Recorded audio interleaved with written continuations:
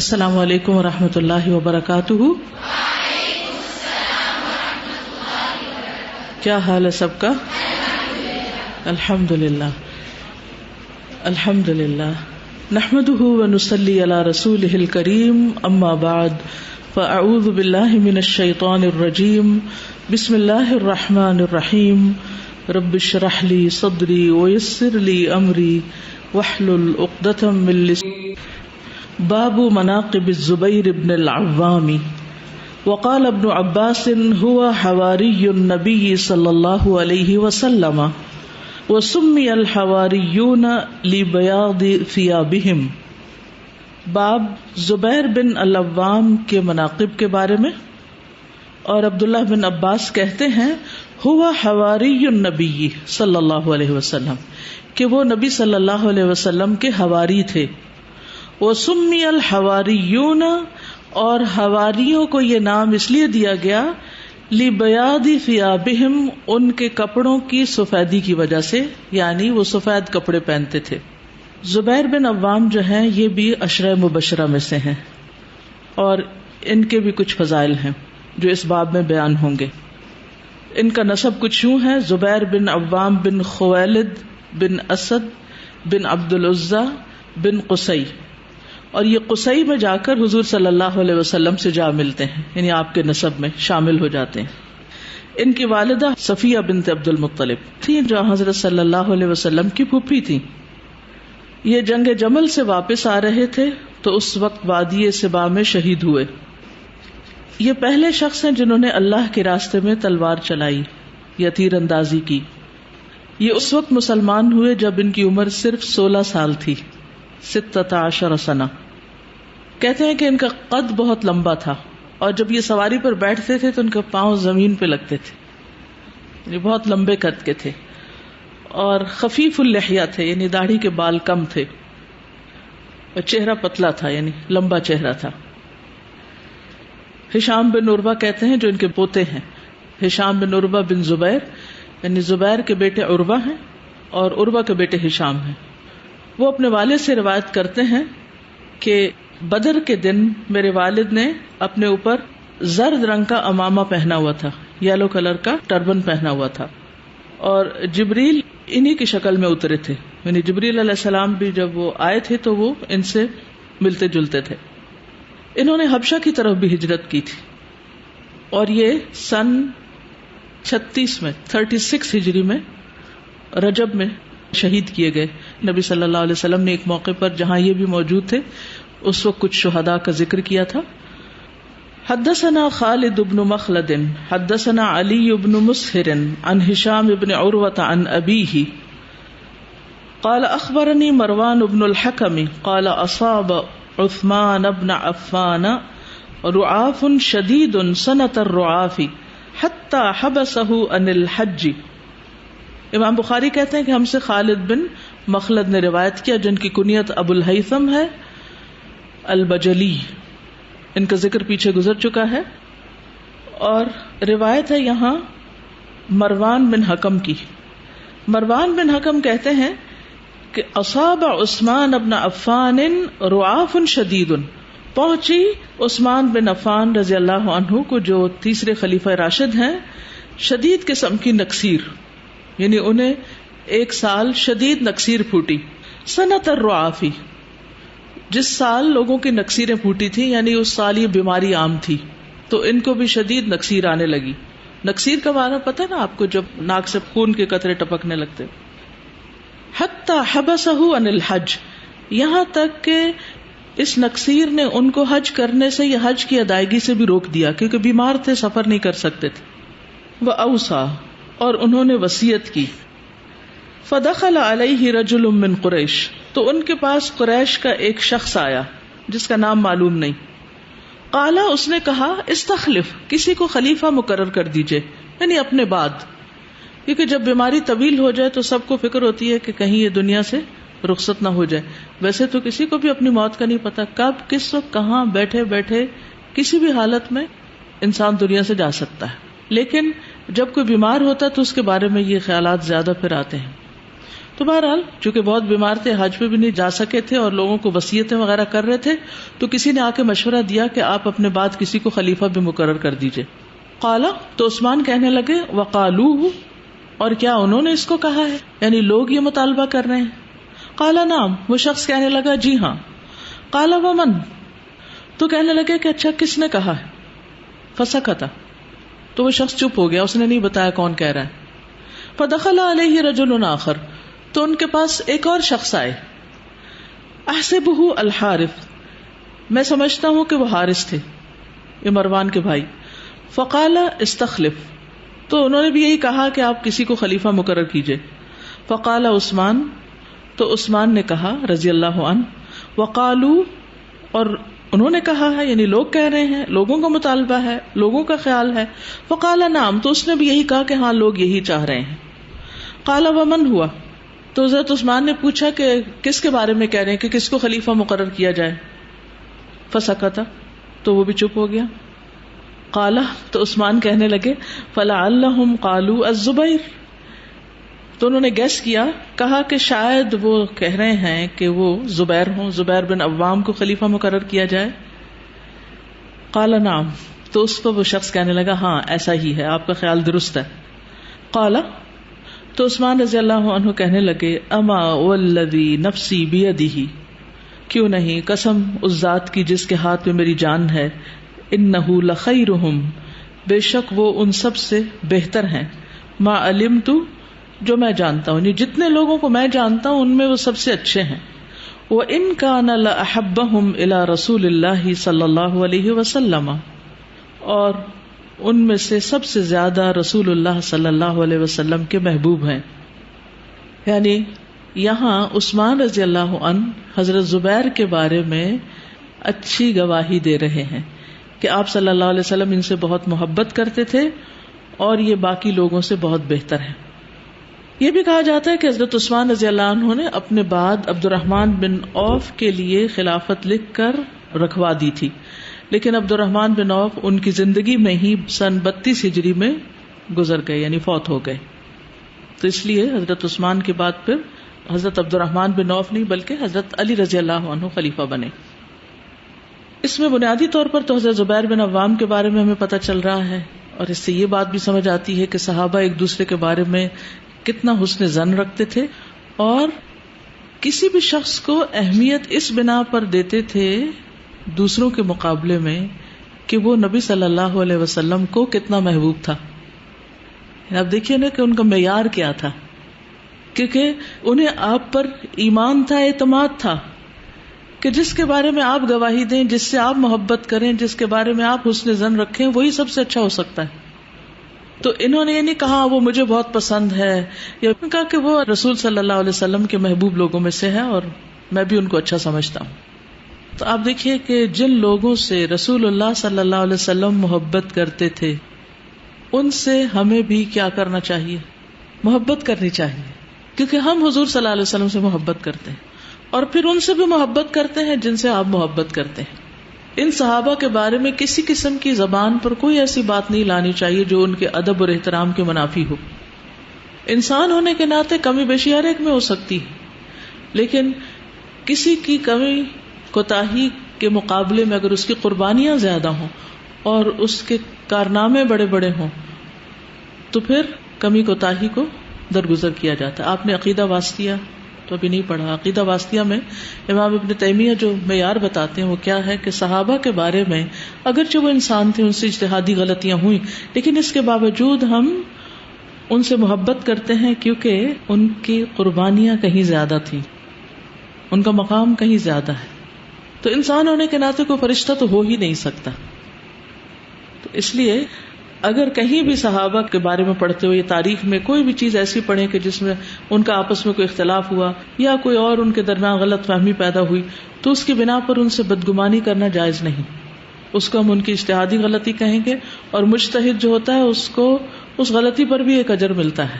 تو ایسا نہ ہو کہ ان کے مقام تو اللہ کے ہاں بہت بڑے ہوں اور ہم ایسا کوئی گمان کر کے یا ایسی کوئی بات کر کے یا ایسا کوئی بغض یا کسی بھی قسم کی کوئی بدگمانی رکھ کے اللہ کے ہاں پکڑے جائیں. مومن سے تو ویسے بھی حسن ظن رکھا جاتا ہے، اور کہاں یہ کہ وہ نبی صلی اللہ علیہ وسلم کے ساتھی ہوں. اگلی حدیث حدثنا عبید بن اسماعیل حدثنا ابو اسامۃ عن ہشام اخبرنی ابی سمعت مروان بن الحکم كنت عند عثمان اتاه رجل فقال استخلف قال وقيل ذاك قال نعم الزبير قال اما والله انكم لتعلمون انه خيركم ثلاثا. یہ حدیث بیان کی ہے کس نے؟ عبید بن اسماعیل نے، امام بخاری کے استاد ہیں. اور پھر آگے جا کر ہشام خبر دیتے ہیں اپنے والد سے، عروہ سے. عروہ کہتے ہیں کہ میں نے مروان بن حکم کو سنا یہ کہتے ہوئے کہ میں عثمان رضی اللہ عنہ کے پاس تھا، تو ان کے پاس ایک شخص آیا تو اس نے کہا خلیفہ مقرر کیجئے. قال وقیل ذلك، تو حضرت عثمان نے کہا کہ کیا یہی بات کہی گئی؟ قال نعم، تو اس نے کہا ہاں. الزبیر، زبیر. قال اما واللہ انکم لتعلمون، کہنے لگے اللہ کی قسم تم جانتے ہو، تمہیں اچھی طرح پتا ہے انہ خیرکم، کہ وہ تم سب میں اچھے ہیں. اور یہ بات حضرت عثمان نے 3 بار کہی، 3 بار ان کے بارے میں یہ گواہی دی کہ وہ تم میں سب سے بہتر ہیں. اور یہاں پر امام بخاری کے استاد جو ہیں عبید بن اسماعیل القرشی، ان کی کنیت ابو محمد ہے اور نسبت الکوفی. نیکسٹ حدیث حدثنا مالک بن اسماعیل حدثنا عبد العزیز هو ابن ابی سلمۃ عن محمد بن المنکدر عن جابر رضی اللہ عنہ قال. یہاں امام بخاری کہتے ہیں کہ ہم سے مالک بن اسماعیل بن درہم النہدی نے روایت کیا، ان کی کنیت ابو غسان ہے، ابو غسان. اور یہ صحابی ہیں جابر بن عبداللہ رضی اللہ عنہ. قال کہتے ہیں قال النبی صلی اللہ علیہ وسلم، نبی صلی اللہ علیہ وسلم نے فرمایا ان لکل نبی حواری، ہر نبی کا ایک حواری ہوتا ہے. وان حواری الزبیر بن العوام، اور میرے حواری زبیر بن عوام ہیں. اور حواری کا ویسے معنی ہوتا ہے مددگار، انصار. جیسے نبی صلی اللہ علیہ وسلم کے انصار ہے نا، تو حضرت عیسیٰ کے جو انصار تھے وہ کون ہیں؟ حواری. اگرچہ سارے صحابہ ہی آپ کے مددگار تھے، لیکن خاص طور پر ان کو یہ خطاب کیوں ملا کہ آپ حواری ہیں نبی صلی اللہ علیہ وسلم کے؟ اس کی آگے تفصیل آ بھی رہی ہے، لیکن خلاصہ یہ ہے کہ جنگ احزاب کے موقع پر انہوں نے نبی صلی اللہ علیہ وسلم کے ایک حکم پر جا کر بنو قریظہ کے بارے میں خبر لی تھی. جب اور کوئی بھی نہ اٹھا، آپ نے 3 بار پوچھا اور 3 بار حضرت زبیر ہی اٹھے، اور انہوں نے جا کر پھر نبی صلی اللہ علیہ وسلم کو مطلوبہ معلومات فراہم کی. حواری کا لفظ جو ہے نا حور سے ہے، حور کہتے ہیں آنکھ کی سفیدی کو، ٹھیک ہے. اور حور کا لفظ بھی اسی سے ہے کہ اس کے رنگ کی سفیدی کی بنا پر، اور اسی سے حواری. اور حواری اس لیے بھی کہ وہ سفید کپڑے پہنتے تھے، اور اس لیے بھی کہ ان کے دل بڑے صاف تھے.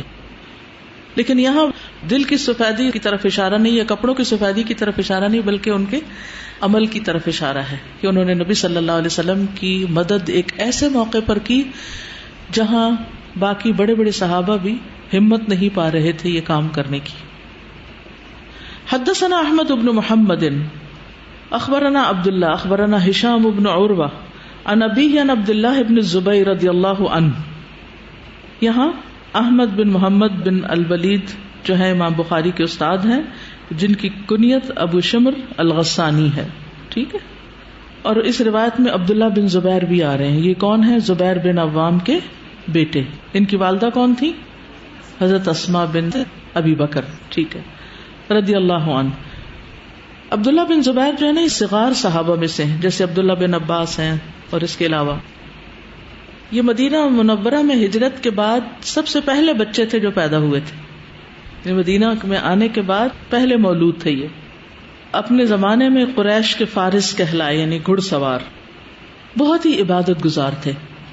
کہتے ہیں کہ ایک دفعہ یہ نماز پڑھ رہے تھے تو ان کا بچہ لیٹا ہوا تھا قریب ہی، اور چھت سے ایک اژدہا گرا، یعنی سانپ گرا، وہ اس بچے کے ارد گرد آ گیا.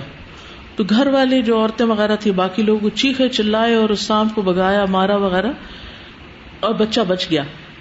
لیکن یہ اپنی نماز میں اتنے مگن تھے کہ انہیں صرف اس وقت پتا چلا جب انہوں نے سلام پھیر دیا. سلام پھیرا تو پتا چلا کہ کوئی سانپ تھا، اور حالانکہ سب چلا رہے تھے سانپ سانپ سانپ. میں اس وقت سوچ رہی تھی کہ ہماری نمازوں کا حال کیا ہے. ہمیں تو چھوٹی سی ڈسٹریکشن، چھوٹی سی آواز، چھوٹی سی کوئی چیز ہمیں نماز سے غافل کر دیتی. ہمارا دھیان اس طرف جاتا اور وہاں سے کچھ اور خیالات کا سلسلہ چل پڑتا اور وہاں سے پتہ نہیں کہاں زمین و آسمان کی سیر کر کے ہم واپس لوٹتے جب تک نماز پوری ہو جاتی. یہ اپنے والد کی طرح لمبے نہیں تھے، یعنی ان کا قد لمبا نہیں تھا. ان کی دونوں آنکھوں بیچ میں یعنی پیشانی پر سجدے کے نشان تھے. بہت زیادہ عبادت گزار تھے، بہت فصیح اللسان بھی تھے، بہت روزے رکھتے، قیام اللیل کرتے اور بہت جنگجو بھی تھے، بہت بہادر، بہت ہمت عالی رکھتے تھے، بلند ہمت رکھتے تھے. ان کی داڑھی بھی اپنے والد کی طرح خفیف تھی، یعنی کم بال تھے اس میں، بہت کم یعنی چہرے پہ بال تھے. اور ان کے اندر بڑی ہیبت بھی تھی، یعنی کہ روب تھا ان کا، بہت باوقار انسان تھے. اور قوی السیاسہ بھی تھے، یعنی سیاست میں بھی تھے اور بہت سمجھدار تھے. ان کو 73 ہجری میں 73 ہجری میں شہید کیا گیا. تو اس حدیث میں عبداللہ بن زبیر کا ذکر ہے. قال کہتے ہیں کنت یوم الاحزاب جعلت انا وعمر بن ابی سلمۃ فی النساء، کہ غزوہ احزاب کے دن مجھے اور عمر بن ابی سلمہ کو عورتوں کے کیمپ میں رکھا گیا، یعنی مردوں کے ساتھ نہیں جانے دیا گیا. کیوں؟ وہ چھوٹے تھے. فنظرت فاذا انا بالزبیر علی فرسه یختلف الی بنی قریظہ مرتين او ثلاثا. تو میں نے دیکھا کہ زبیر جو ہیں، اپنے والد کا نام لے رہے ہیں کہ زبیر جو ہیں وہ اپنے گھوڑے پر ہیں، آ جا رہے ہیں بنو قریظہ کے پاس. یختلف کا مطلب کیا ہے؟ آنا جانا. ان فی اختلاف اللیل والنہار، رات اور دن کے آنے جانے میں. تو یہ بنو قریظہ کے اندر آ رہے ہیں جا رہے ہیں، 2 دفعہ یا 3 دفعہ انہوں نے چکر لگایا. فلما رجعت، جب میں واپس لوٹا، قلت میں نے کہا یا ابتی، اے ابا جان، رأیتک تختلف، میں نے آپ کو دیکھا تھا آپ آ جا رہے تھے. قال اب هل رأیتنی یا بنیا، اچھا میرے بچے کیا تم نے مجھے دیکھا تھا؟ تم دیکھ رہے تھے مجھے جب میں آ رہا تھا جا رہا تھا؟ قلت نعم، میں نے کہا ہاں. قال کان رسول اللہ صلی اللہ علیہ وسلم، تو کہنے لگے کہ رسول اللہ صلی اللہ علیہ وسلم نے قالا فرمایا تھا، من یأتی بنی قریظہ فیأتینی بخبرہم، کون جائے گا بنو قریظہ کی طرف اور میرے پاس ان کی خبر لے کر آئے گا. بنو قریظہ کے پاس کون جائے گا اور میرے پاس خبر کون لائے گا. فانطلقت، تو میں گیا. فلما رجعت، جب میں واپس لوٹا، جمع علی رسول اللہ صلی اللہ علیہ وسلم بین ابویہ، تو رسول اللہ صلی اللہ علیہ وسلم نے اپنے والدین ماں اور باپ کو جمع کیا میرے لیے، یعنی ان کو مجھ پر وارا، یعنی جیسے کہتے ہیں نا کہ میرے ماں باپ تم پہ قربان یا صدقے. فقال، تو آپ نے فرمایا، فداک ابی و امی، تم پر میرے ماں باپ فدا ہوں. یہ کن کو کہا؟ حضرت زبیر کو، کیونکہ انہوں نے بہت بڑا کام کیا تھا. اس سے آپ اندازہ لگائیں کہ نبی صلی اللہ علیہ وسلم ایسے صحابہ کی کس قدر دلجوئی کرتے تھے، کتنی محبت سے پیش آتے تھے، کتنا اپریشیٹ کرتے تھے اور کیسی کیسی دعائیں دیتے تھے. یعنی کسی کو یہ کہنا کہ میرے ماں باپ تم پہ قربان، یہ کچھ معمولی جملہ نہیں ہے. لیکن یہ کس کو نصیب ہوا؟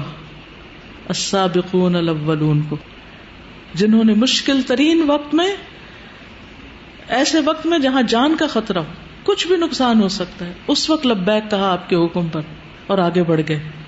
صحابہ کا جتنا بھی ذکر ہے سب میں آپ دیکھ رہے ہیں کہ ہر ایک کو خاص مقام، شرف، فضیلت آپ کی دعا اور تعریف کب اور کیوں ملی؟ جب انہوں نے دوسروں کے مقابلے میں آگے بڑھ کے کوئی کام کیا. یہ منافقین کی صفت ہوتی ہے کہ وہ کہتے ہیں وَيُحِبُّونَ أَن يُحْمَدُوا بِمَا لَمْ يَفْعَلُوا، کہ وہ ایسی باتوں پہ ان کی تعریف کی جائے جو کام انہوں نے کیا ہی نہیں، یعنی کچھ کریں بھی نہ اور تعریفیں بھی ہوتی رہیں ہماری. لیکن یہاں پر آپ دیکھتے ہیں کہ وہ آگے بڑھتے ہیں تو آپ صلی اللہ علیہ وسلم ان کے کارناموں پر ان کی تعریف بھی کرتے ہیں. یہ ہمارے ہاں جو ایک عام کانسیپٹ ہے نا کہ کسی کی تعریف کرنی ہی نہیں، یہ غلط ہے. جو چیز منع ہے وہ خوش آمد ہے، اور ایسی باتیں کرنا بڑھا چڑھا کے کہ جس سے دوسرا شخص جو پھول جائے اور وہ کچھ کرنے کے قابل نہ رہے. لیکن جچے تلے الفاظ میں احسن طریقے سے کسی کو اپریشیٹ کرنا، کسی کو آنر کرنا، کسی کو کوئی انعام دے دینا، جیسے آپ میں سے جو لوگ فرسٹ سیکنڈ تھرڈ آتے ہیں یا خاص ڈیوٹیز کرتے ہیں اس پر ان کو اپریشیٹ کیا جاتا ہے، تو اس میں کوئی حرج نہیں. کیونکہ اگر کوئی شخص کوئی خاص کام کرتا ہے، سب سو رہے ہیں اور وہ اٹھ کے سب سونے والوں کو جگا رہا ہے، اور اس کو اگر اپریشیٹ کیا جائے تو اس میں برا منانے کی تو کوئی بات نہیں، بلکہ کرنا ہی چاہیے.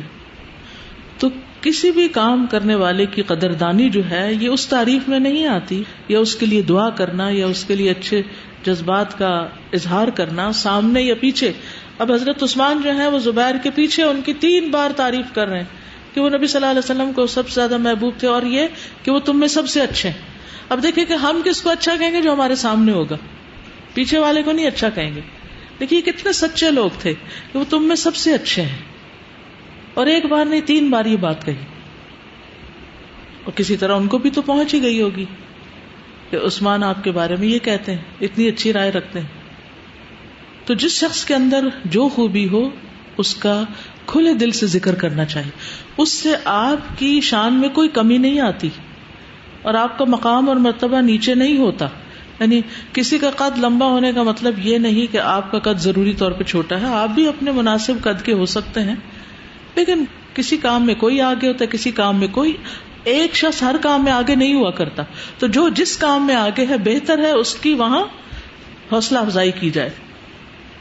پھر ہے حدثنا علی بن حفص حدثنا ابن المبارک اخبرنا ہشام بن عروة عن ابیہ ان اصحاب النبی صلی اللہ علیہ وسلم قالوا للزبیر یوم الیرموک الا تشد فنشد معک فحمل علیہم فضربوہ ضربتین علی عاتقہ بینہما ضربۃ ضربها یوم بدر.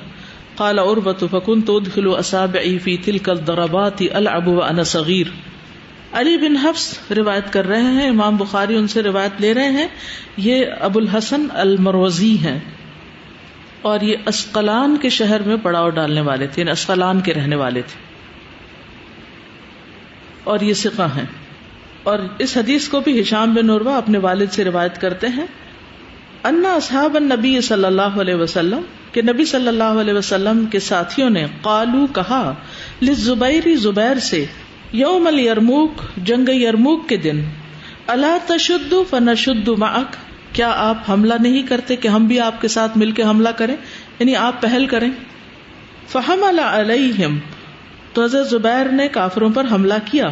فضربوہ ضربتین تو انہوں نے آپ کو یعنی زبیر رضی اللہ عنہ کو ماری، ضربتین 2 مارے، علی عاتقہ ان کے کندھے پر 2 وار کیے، بینہما ضربۃ ان 2 وار کے بیچ میں ایک اور وار تھا، ایک اور چوٹ تھی، ضربہا یوم بدر جو انہیں بدر کے دن لگی تھی. یعنی ایک ہی کندھے کے اوپر اب 3 وار ہو گئے، ایک پہلے تھا بدر کے دن سے اور 2 یرموک کے دن لگے. قال عروہ کہتے ہیں فکنت ادخل اصابعی ان کے بیٹے کہتے کہ میں اپنی انگلیاں اس میں داخل کر دیتا تھا، وہ اتنا گہرا گھاؤ تھا. فی تلک الضربات ان گھاؤ میں، العب وانا صغیر جب میں چھوٹا تھا تو میں اس جگہ سے کھیلتا تھا. میں سوچتی ہوں کہ صحابہ کرام نے کیسی کیسی قربانیاں دی.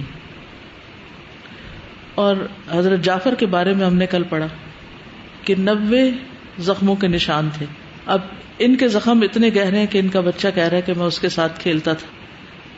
اور ان کے بارے میں بھی آتا ہے کہ ان کے جسم پر اتنے زخم تھے، وہ کہتے ہیں کہ اے میرے بیٹے میرے جسم کے ہر حصے پر کوئی نہ کوئی نشان ہے، حتیٰ کہ میری شرمگاہ پر بھی. یعنی میرے جسم کا کوئی حصہ ایسا نہیں بچا کہ جس پر کوئی چوٹ نہ آئی ہو، یا جس پہ کوئی گھاؤ نہ لگا ہو، یا جس پہ کوئی نشان نہ ہو. میں سوچتی ہوں کہ ان کی شکلوں پہ کیسے کیسے نشان ہوں گے، پھر ان کے جسموں پہ کیسے کیسے نشان ہوں، اور اس پر وہ خوش ہیں. تو یہ ہیں وہ لوگ جنہوں نے اپنے جسم اور اپنے جانیں اور اپنے مال اور اپنے گھرانے اور اپنا آرام اور اپنے کاروبار اور اپنا وطن، ہر چیز اسلام کے لیے قربان کیا، تب یہ دین ہم تک پہنچا ہے. یرموک جو ہے یہ ایک جگہ کا نام ہے شام کے علاقے میں. یہاں حضرت عمر کے دور میں مسلمانوں اور عیسائیوں کے درمیان بہت سخت جنگ ہوئی تھی.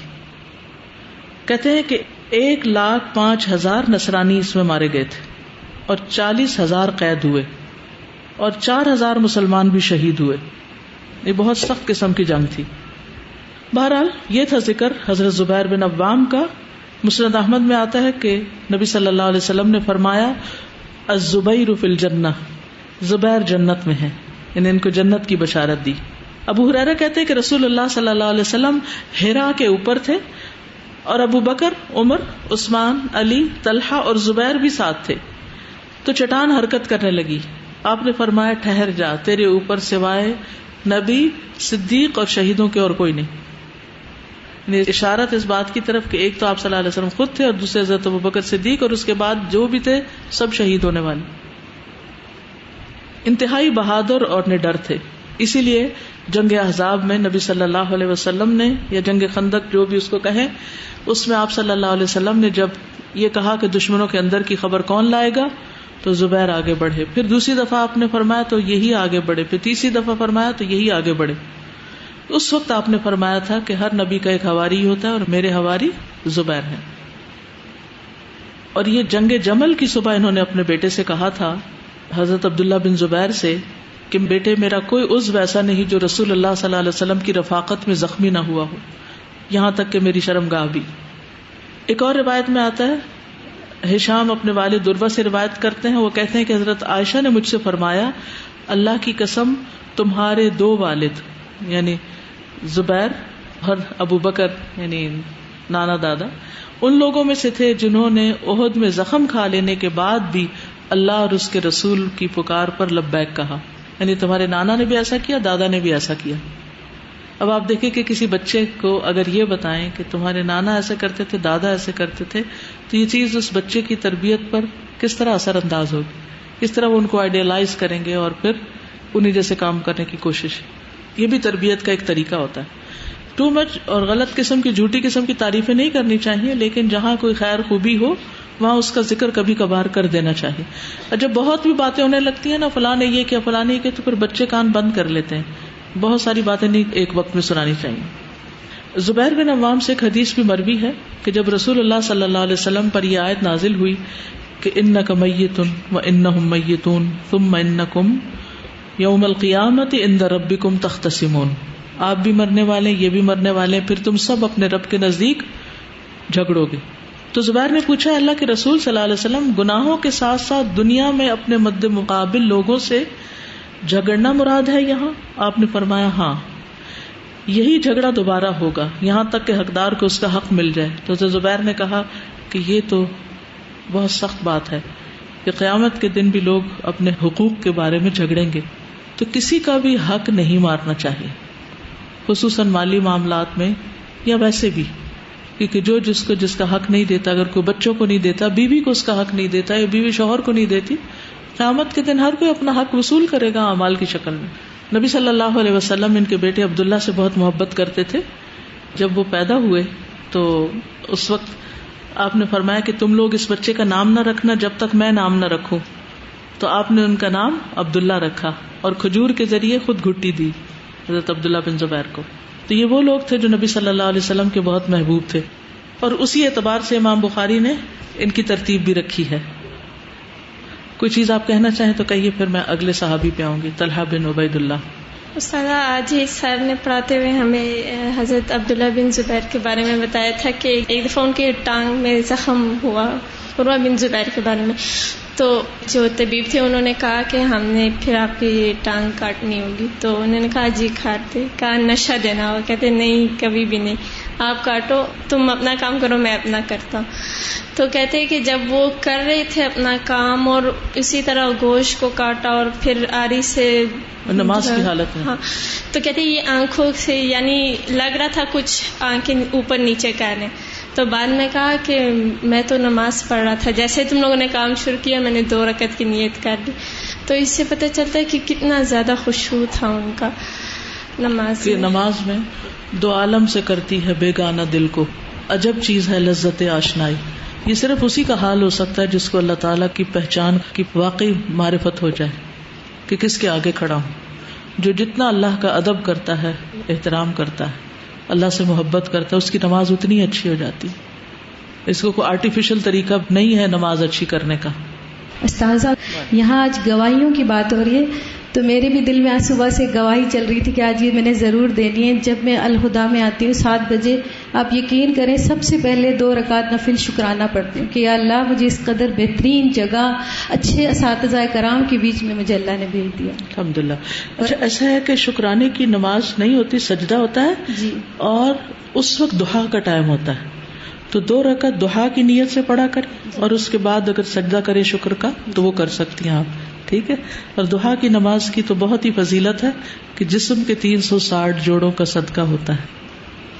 مجھے کبھی کبھی جو صحابہ کرام کی کچھ ہم باتیں پڑھتے ہیں تو مجھے ان کے مناظر سوچ کے حیرت ہوتی ہے کہ جیسے کل ہم نے حضرت جعفر کے بارے میں پڑھا کہ وہ اپنے محبوب کے لیے ایک ہاتھ کٹا تو فوراً دوسرے میں تھام لیا اور اپنی کوئی پرواہ نہیں ہوئی، اور کیسے پھر اڑتے ہوئے اسی خون میں اپنے محبوب کے پاس پہنچیں گے، اور جب محبوب پوچھے گا کہ تو نے کیا کیا تو وہ کہے گا یا اللہ یہ تو میں نے تیرے لیے کیا. اور آج بھی جیسے حضرت زبیر رضی اللہ تعالیٰ جسم ان کا کٹ گیا پھٹ گیا لیکن وہ اس لیے خوش ہیں کہ یہ سب کچھ میں نے اپنے محبوب کے لیے کیا ہے. تو ہم لوگ کہتے ہیں کچھ لوگ کہ ہمیں بہت زیادہ اس سے محبت ہے، تو محبت کے مناظر تو پھر یہاں سے پتہ چلتا ہے. قربانی مانگتی ہے نا محبت.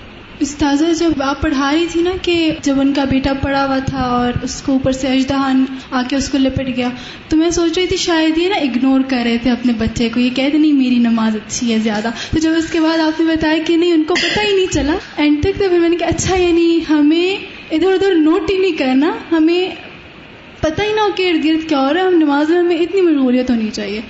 تو یہ چھوٹی چھوٹی ڈیٹیلز نا ہم تو نماز چھوڑی پوری کنورسیشن لوگوں بہت ہم اپنے نماز میں پوری پلانز بنا رہے تھے کہ آج میں نے یہ کرنا ہے اور ابھی یہ ہو رہا ہے وہ ہو رہا ہے، وہ چیز وہاں پڑی اس کو اٹھا لینا ہے ابھی.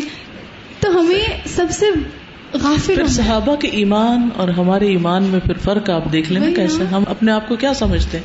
استاذہ ایک تو آج جو ہم نے تفسیر پڑھی ہے وَلَا تَنْسَوُا الْفَضْلَ بَيْنَكُمْ، کہ آپس میں ایک دوسرے کے احسان کا نہ بھولو. تو پہلی حدیث سے جو میں نے بات پک کی ہوئی ہے کہ احسان کو بھولنا نہیں چاہیے اور دوسروں کی خامیوں پہ نظر نہ رکھیں، ان کی جو خوبیاں ہیں ان پہ نظر رکھیں.